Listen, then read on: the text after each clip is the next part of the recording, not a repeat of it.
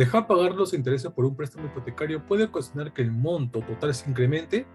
Esta es una pregunta común y con ella surge otra. ¿Es legal? ¿O hay acaso alguna trampa que me pueda perjudicar? Para aclarar el tema, veremos qué significa en sí la capitalización de intereses, si es que se puede aplicar en el Perú, cómo lo estipula la ley y si es que existen excepciones para su aplicación. Acá va.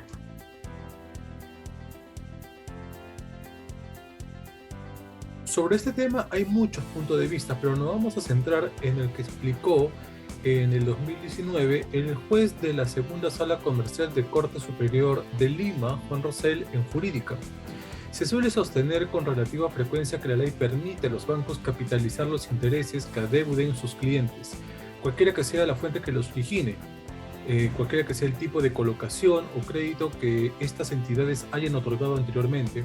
La capitalización de intereses, o también conocida como anatocismo, consiste en que los intereses devengados y no pagados se agreguen al capital, para así formar un nuevo capital sobre el cual se calcularán intereses.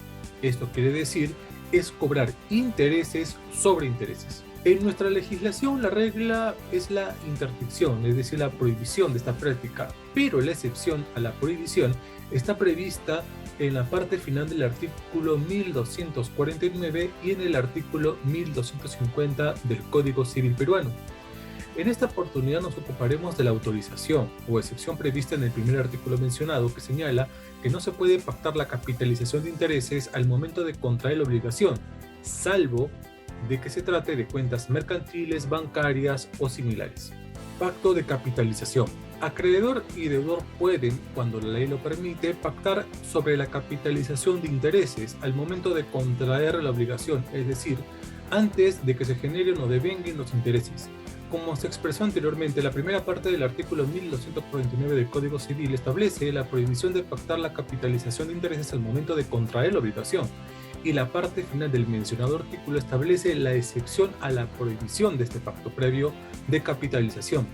Así que solo está permitido este pacto previo a las cuentas bancarias o mercantiles. Cuenta bancaria corriente. A esta altura es pertinente preguntarnos si la excepción prevista se refiere a cualquier tipo de colocación o crédito que otorgue un banco o una entidad financiera o depósito que se reciba, o si solamente se refiere a las cuentas corrientes bancarias. Una pauta legislativa es brindada por el artículo 567 del Código de Comercio, que establece como características de la cuenta corriente, entre otras, que es obligatoria la compensación entre el deber y el haber, y que todos los valores de crédito y débito producen intereses, salvo estipulación en contrario, y la capitalización por periodos no menores de 6 meses. En este sentido, se señala que por la naturaleza misma de la cuenta corriente se produce la confusión entre el capital y los intereses, pues es muchas veces imposible imaginar que se puedan llevar por separado los abonos y los cargos a la cuenta. Es justamente por ello que el contrato de cuenta corriente contiene válida y necesariamente una convención tácita de capitalización. De este modo, se admite por excepción el pacto previo de capitalización en los contratos de cuenta corriente bancarias y que no se extiende a otros tipos de contratos celebrados por las empresas del sistema financiero. Así, el mismo hecho que el artículo 1249 hace referencia a las cuentas mercantiles, bancarias y similares solo en vía de excepción, confirma que esta disposición es aplicable a personas pertenecientes y que también no pertenezcan al sistema financiero, permitiendo el pacto de capitalización de intereses siempre y cuando se traten de obligaciones provenientes de cuentas bancarias, cuentas mercantiles o similares.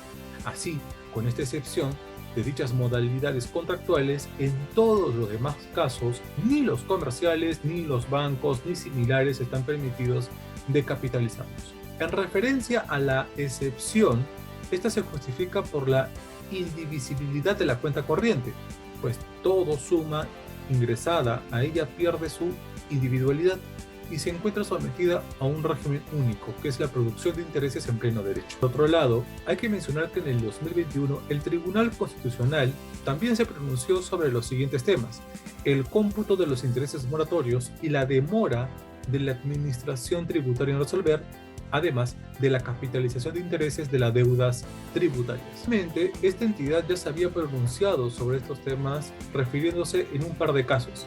En ambas sentencias, el mencionado tribunal resolvió a favor de los contribuyentes, dejando sin efecto, para los casos en concreto, la aplicación de la regla de capitalización de intereses, y concluyó que el cómputo de los intereses solo debe abarcar el plazo con el que la administración cuenta para resolver el recurso de reclamación, por lo que solicitó que la administración tributaria efectúe un nuevo cálculo de los intereses. En esta ocasión, el Tribunal Constitucional ha vuelto a resolver a favor del contribuyente.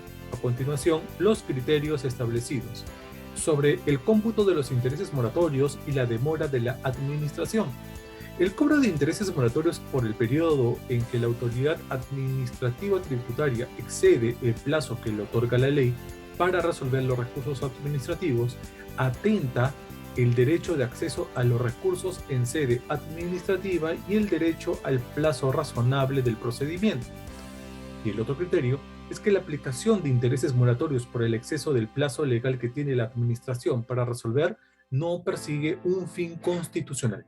Sobre la capitalización de intereses de las deudas tributarias, la capitalización de las deudas tributarias no resulta ser inconstitucional en abstracto, sino que es necesario verificar en cada caso concreto si el monto por concepto de intereses moratorios resulta ser realmente razonable. En tal sentido, se debe verificar si la aplicación de la regla de capitalización de intereses resulta ser razonable, con la finalidad de no aplicar la mencionada regla. Cabe añadir que las sentencias citadas fueron emitidas en proceso de amparo, por lo que sus efectos se encuentran limitados al caso resuelto. Sin embargo, son precedentes importantes que pueden ser invocados por otros contribuyentes. De esta manera, la interdicción o prohibición del anatocismo como pacto previo de capitalización de intereses rige para todos los sujetos de derecho, incluidos los bancos y otras instituciones financieras, y para todas las fuentes de las que puede provenir la obligación de pagar intereses. Así, por ejemplo, si el acreedor y deudor pactan la capitalización, al acordar la regla para completar títulos, valores emitidos o aceptados incompletos, dicho acuerdo no será exigible entre las partes, puesto que la autonomía privada está limitada por las normas de orden público.